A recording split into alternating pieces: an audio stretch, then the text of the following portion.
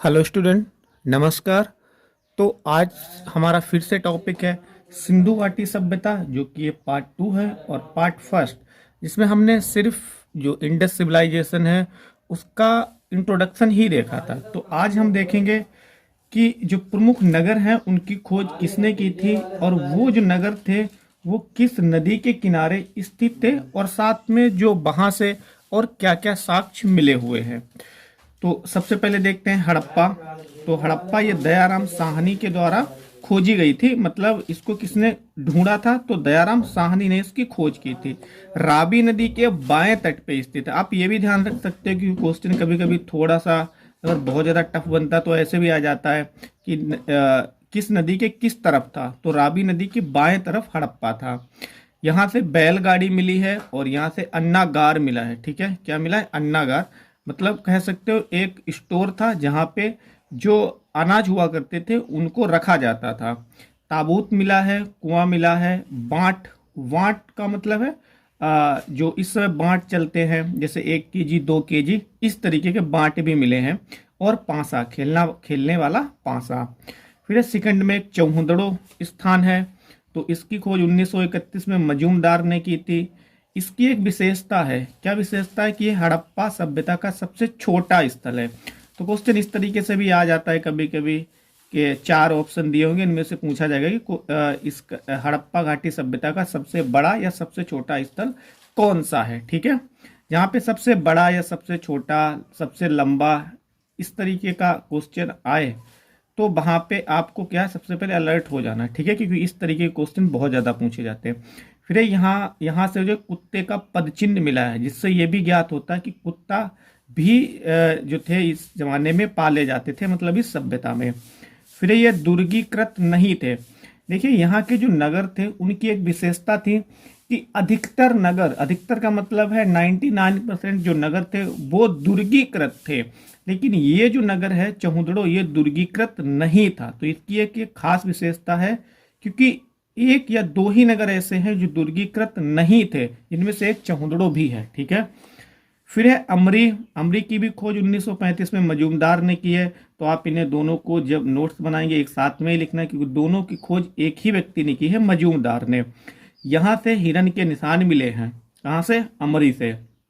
Next है धौलावीरा। तो इसके 3 भाग हैं। कल हमने बताया था कि जो भी शहर हुआ करते थे उनके 2 भाग हुआ करते थे, एक तो ऊपरी भाग और एक निचला भाग। लेकिन 2 शहर ऐसे भी हैं कि जिसके 3 भाग हैं। तो धौलावीरा शहर के भी 3 भाग हैं। इसकी खोज 1985 में एएस बिष्ट नामक व्यक्ति ने की थी। धौलावीरा जो है गुजरात में पड़ता है। और यहाँ से जो सबसे ज्यादा क्वेश्चन पूछा जाता है वो पूछा जाता है कि स्टेडियम कहाँ से मिला है, खेलने वाला जो स्टेडियम, जहाँ पे हम लोग आजकल जो है गेम वगैरह होते हैं, जैसे क्रिकेट वगैरह, फुटबॉल वगैरह। तो इस धौलावीरा से क्या मिला है? स्टेडियम की प्राप्ति भी हुई है।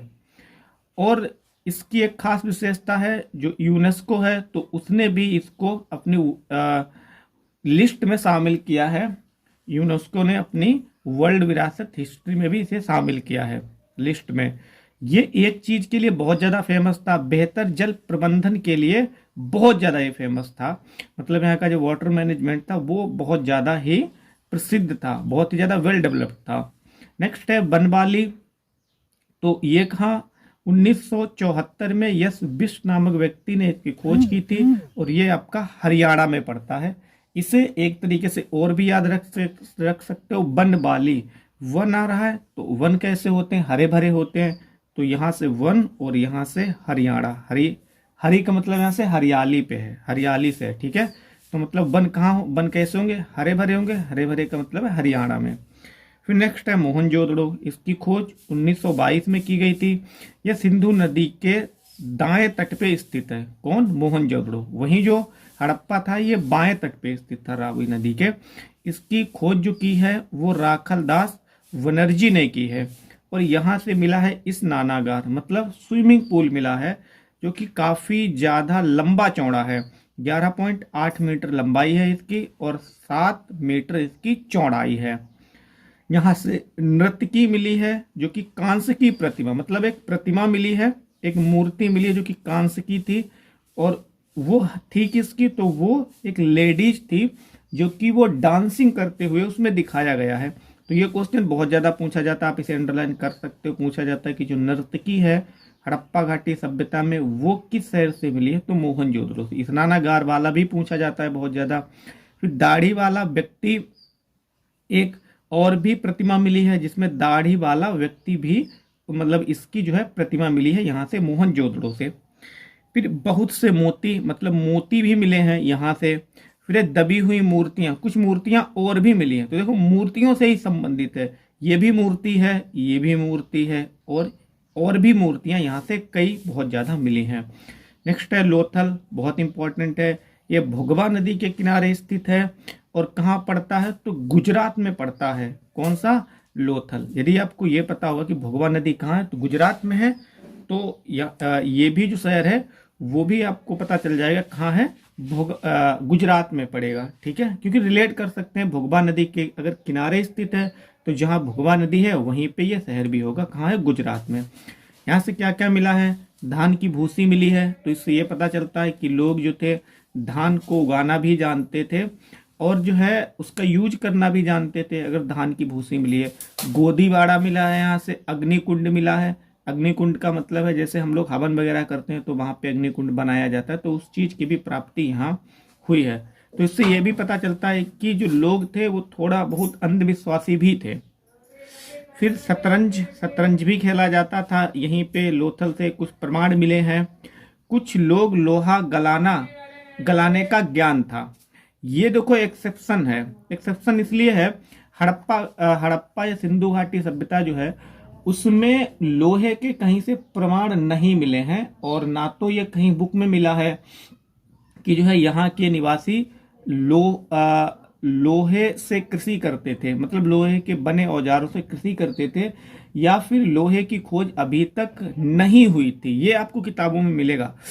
लेकिन कहीं कहीं पे आपको ये मिल जाएगा कि जो कुछ लोग थे वो लोहा गलाना जानते थे, यद्यपि बहुत बड़े स्केल पे लोहे का यूज कर नहीं किया जाता था।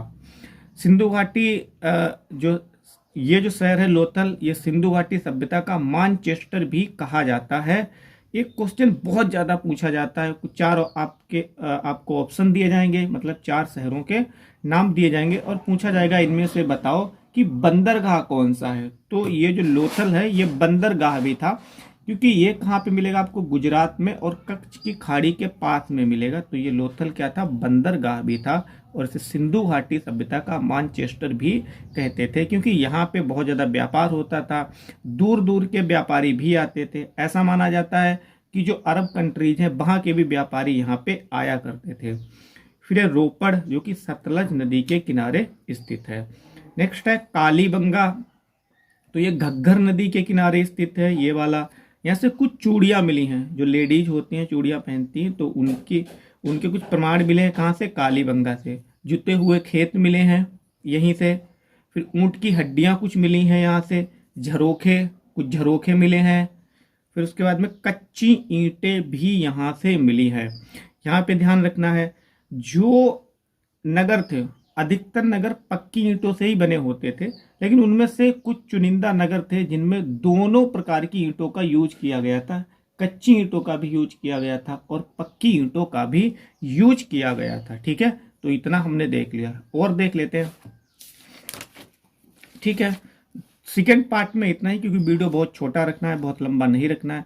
नेक्स्ट पार्ट जो बचेगा उसमें जो भी इंपॉर्टेंट फैक्ट्स हैं, ये MCQs हैं, और जो भी कन्फ्यूजन है मैं उसे दूर करने की कोशिश करूंगा। तो आप इस वीडियो को पूरा देखें, और वीडियो यदि आपको पसंद आती है तो वीडियो को लाइक करना ना भूलें, और हमारे चैनल जिसका नाम है विप्रो कंपटीशन कोचिंग सेंटर, उसको भी सब्सक्राइब करें।